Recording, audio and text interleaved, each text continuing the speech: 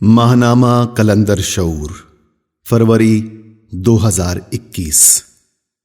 آج کی بات۔ زندگی ہر لمحہ امتحان ہے جس سے گزرے بغیر فرد اگلے مرحلے میں داخل نہیں ہوتا۔ بچہ جوان ہوتا ہے اور جوان بوڑھا ہو جاتا ہے۔ عمر کے مراحل طے کرنے کے ساتھ ناموافق حالات قبول کرنے کی سکت پیدا نہ ہو تو بچے سے جوان اور جوان سے بوڑھا ہونے کے باوجود فرد مکتب زیست کی پہلی کلاس میں ہے۔ بڑے مسائل ایک طرف، معمولی مسئلہ حل نہیں ہوتا۔ ذہنی تنگی میں مبتلا ہو کر وہ تنگ نظری کے جال میں دیکھتا ہے۔ لوگ شکایت کرتے ہیں کہ فلاں نے ہماری بے عزتی کی۔ پوچھا جائے کہ ایسا کیا کہہ دیا تو بتاتے ہیں ہمیں بے وقوف کہا۔ ان سے پوچھیں کیا آپ بے وقوف ہیں؟ وہ فوراً سر ہلاتے ہیں نہیں۔ جب بے وقوف نہیں ہیں پھر بے وقوف کہنے پر پریشان کیوں ہیں؟ اصل یہ ہے کہ آدمی کے اندر مزاج کے خلاف بات سننے کا حوصلہ نہیں۔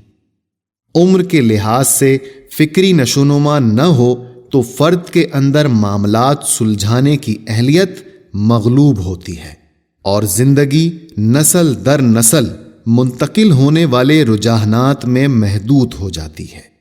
ہر چیز کو نفع و نقصان اور مسائل کو مالی وسائل کے تناظر میں دیکھتا ہے۔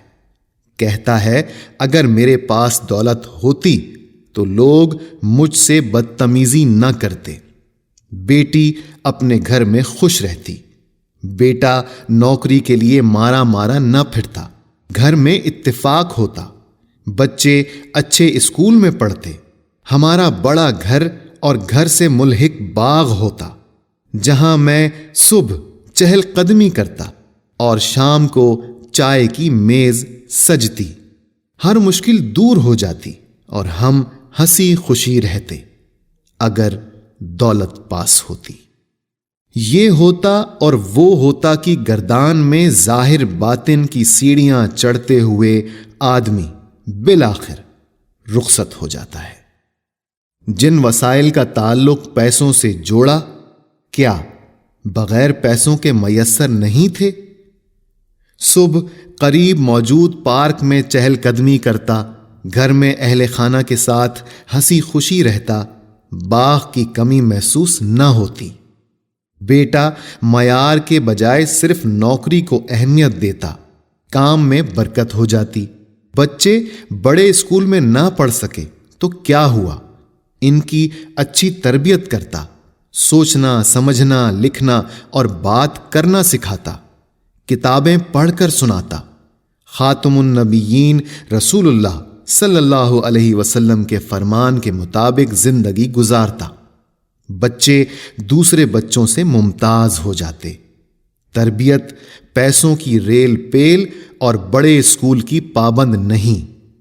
کم پیسوں میں بھی اچھی زندگی بسر ہوتی ہے اور پریشانی ایک مٹھی مٹی میں چھپ جاتی ہے۔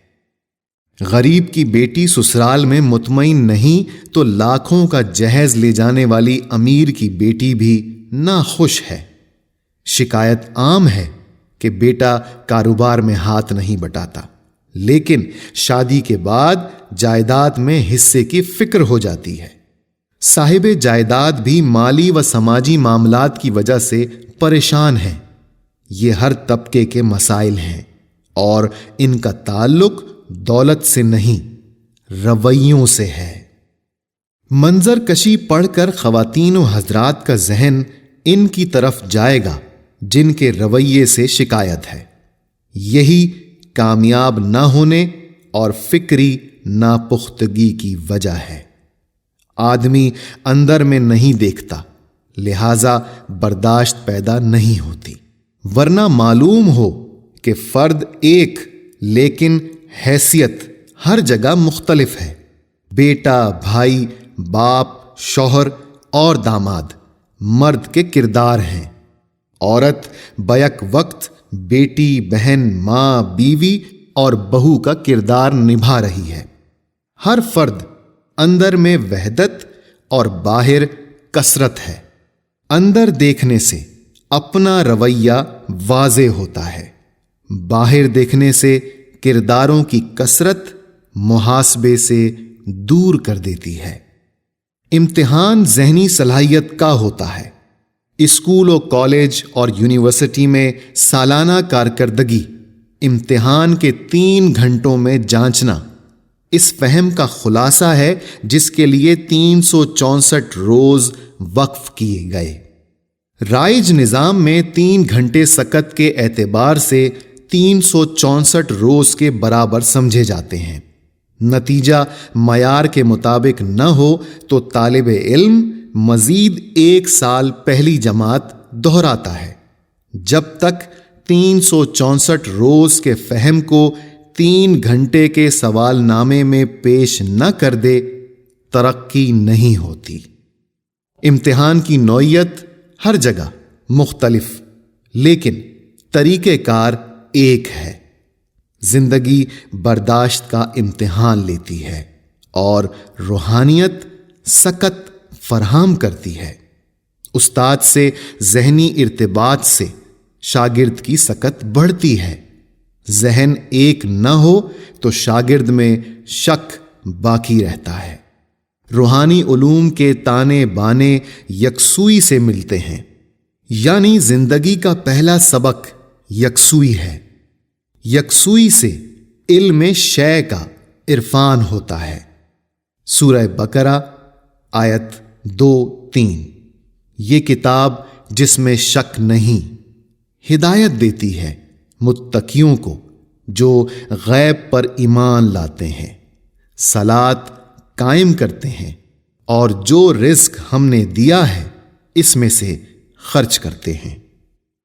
رزق میں جسمانی نشوونما کے ساتھ علم کے وسائل شامل ہیں۔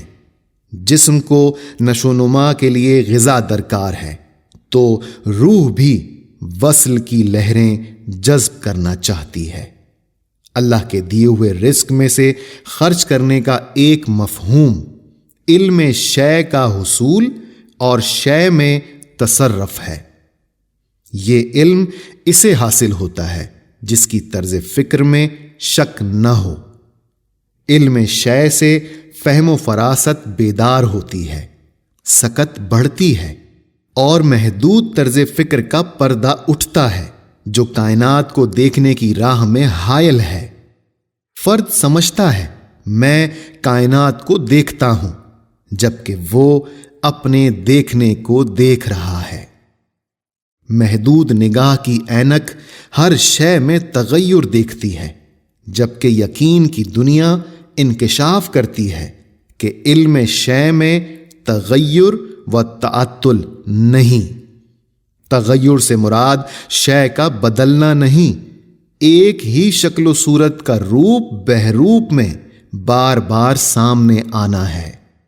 آدمی 10 سال بعد کسی کو دیکھتا ہے تو تعارف پر یادداشت کا خانہ کھلتا ہے، لیکن 10 سال کہاں گئے اس سے لا علم ہے۔ قانون یہ ہے کہ ہر شے گھٹ رہی ہے، بڑھ رہی ہے، بڑھنے والی شے غائب ہو رہی ہے، مگر فرد کو نہیں پتا میں گھٹ بڑھ رہا ہوں۔ وہ تغیر سے گزر رہا ہے اور ذہنی صلاحیت دیکھیے کہ اس میں تغیر کا میکانزم دیکھنے کی سکت نہیں۔ 10 سال کی عمر تغیر کا نتیجہ ہے، جبکہ تغیر کا مشاہدہ یہ ہے کہ وہ کس طرح گھٹنے بڑھنے کے میکانزم سے گزر کر 10 سال کا ہوا۔ گھٹنا بڑھنا غیر ارادی ہے، اس لیے شعور میں رہتے ہوئے فرد گھٹنے بڑھنے کے میکانزم سے واقف نہیں ہوتا۔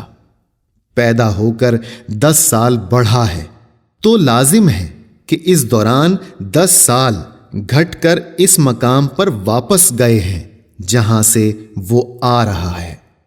پرورش میں گھٹنے بڑھنے یا غیب ظاہر کے میکانزم پر توجہ نہیں دی جاتی، اس لیے روحانی نشوونما اور جسمانی بالیدگی کے درمیان میں خلا پیدا ہو جاتا ہے۔